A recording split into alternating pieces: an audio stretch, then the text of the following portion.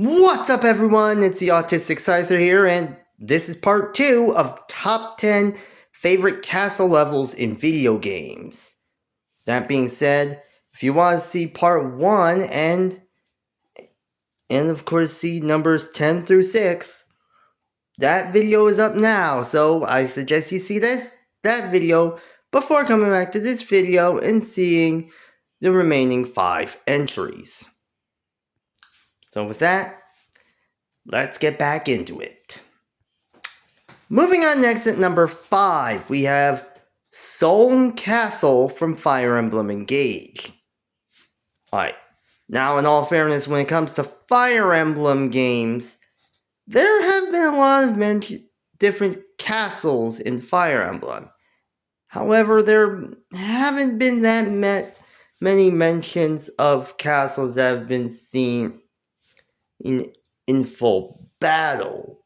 Well, that aren't the main battlefield, as there are more or less a few of them, yet they have not been named.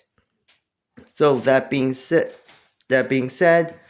one of the most notable ones that I decided to choose actually comes from the most recent Fire Emblem entry in Solm Castle, being the main seat of the Queendom of Solm, as well as the home of the royal family, the Queen Sephoria, and the Prince and Princess of Solm, Fogado and Tamara.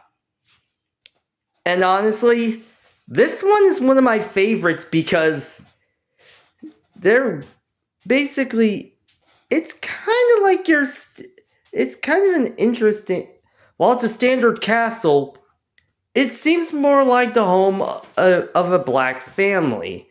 And considering how, and yeah, I grew up with a somewhat normal black family, but largely enough, it's mainly because, considering, I'm sure myself and almost so many other black people out there have seen this and have had a sort of junk drawer filled with random stuff in the house.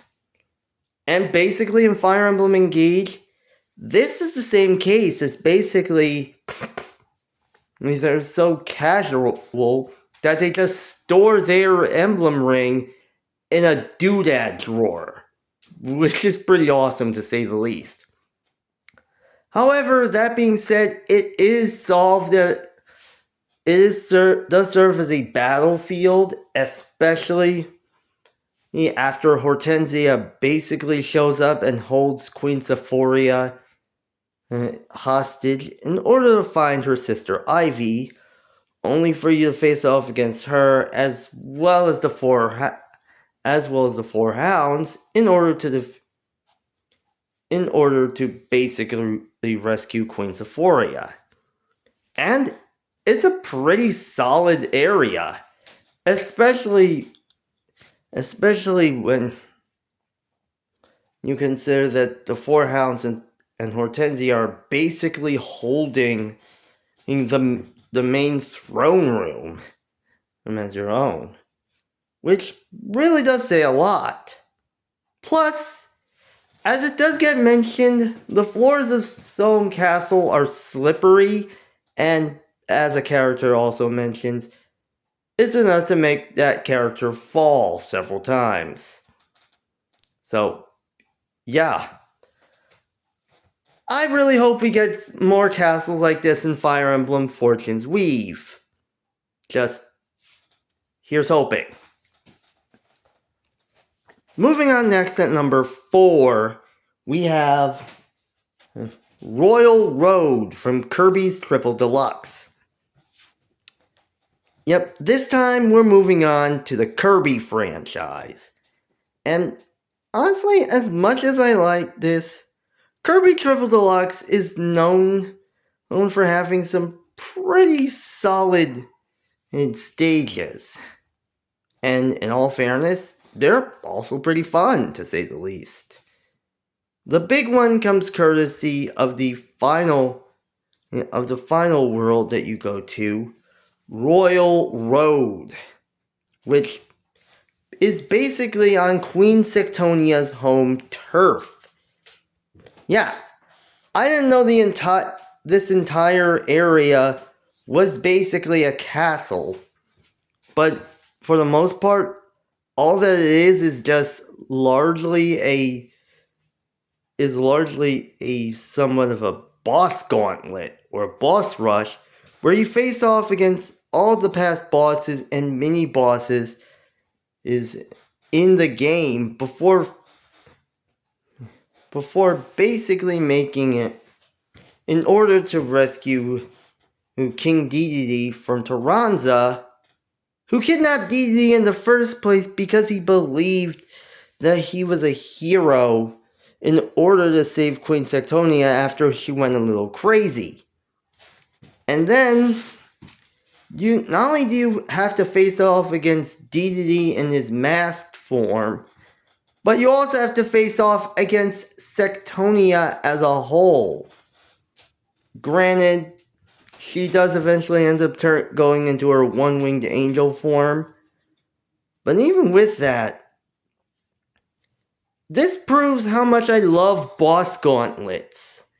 And it was kind of the perfect way to end off the entire game as a whole, which really does say a lot. Even after Kirby does essentially wipe Sectonia off the face of the earth after absorbing her ultimate beam attack.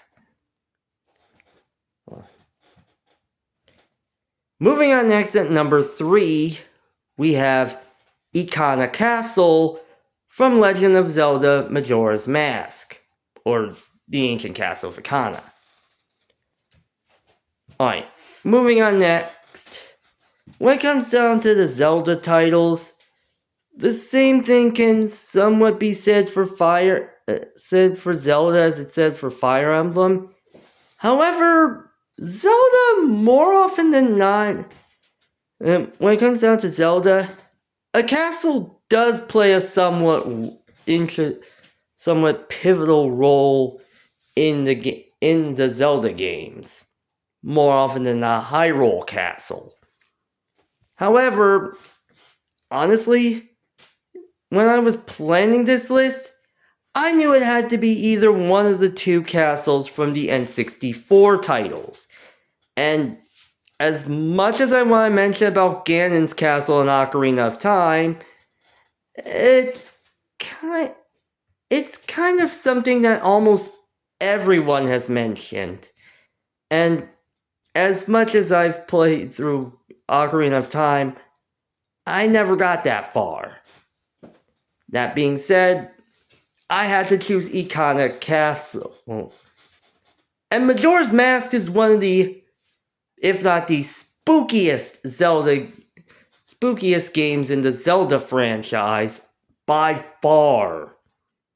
Yes, I know someone's gonna say Twilight Princess is spookier, but Majora's Mask is honestly a wide contingent of Zelda fans would very well agree that Majora's Mask is pretty unsettling.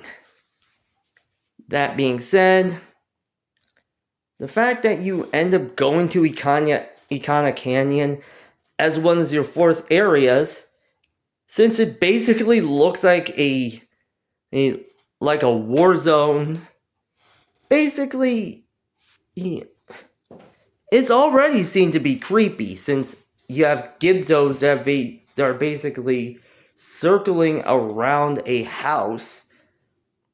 Phantom ninjas known as Garos, who face off against you whenever they come across you wearing the Garo mask. The ghost of a phantom conductor, and plus music that keeps Gibdos at bay. This all leads into to Ikana Castle, where you essentially face off against some of Zelda's spookiest enemies like Redeads, those aforementioned Garo ninjas, Gwei, Wizrobes, and of course, Floor Masters. That leads you to facing off against King Igo's Duokana. And of course, basically all you need is the Captain's Mask and basically some solid sword skills in order to face off against King Igos and his group in order to gain entrance into the final dungeon and one of the most hardest dungeons in Majora's Mask, the Stone Tower Temple. And of course, even afterwards, you end up gaining access to the Elegy of Emptiness, which honestly is kind of known for its, some of the most creepiest creepypasta out there. All I'm gonna have to say is, don't drown. Moving on next at number 2 is Bowser's Castle from Mario Kart Wii. Yep. If there's ever a castle stage that would show up somewhere, it has to be Bowser's Castle. And honestly, when it comes down onto the Mario franchise, Bowser has some fairly impressive castles, especially considering a good amount of his stages are castles. That being said, honestly, that largely has to go to, I think one of the best ones has to go to Mario Kart Wii, which is known for its own bit of challenge, Rainbow Road notwithstanding. But that being said, even with that, the Mario Kart Wii version of Bowser's Castle is pretty amazing, as it just starts off kind of similarly, where you're driving down a dirt road across a drawbridge into the castle, just racing through it, and taking basically taking sharp turns. And it even leads you into an area that basically sets itself up as a half pipe with a mechanical Bowser spewing fireballs at you. Granted, keep in mind, considering every one of the Mario Kart games, Bowser has basically improved his setup. But in all fairness, in Mario Kart Wii, this was his most impressive. That really does say a lot. And that's all I gotta say about this. Finally, at number 1, we have Pridemore Keep from Shovel Knight. Yeah, again, I have never played Shovel Knight. I mean, I want to, but I've never played the Shovel Knight game. That being said, even I can admit that Pridemore Keep is one of the most impressive castles in the game. First off, this is basically the main hideout of the first boss that you face off against. It's King Knight, who basically took over the castle from King Pridemore himself.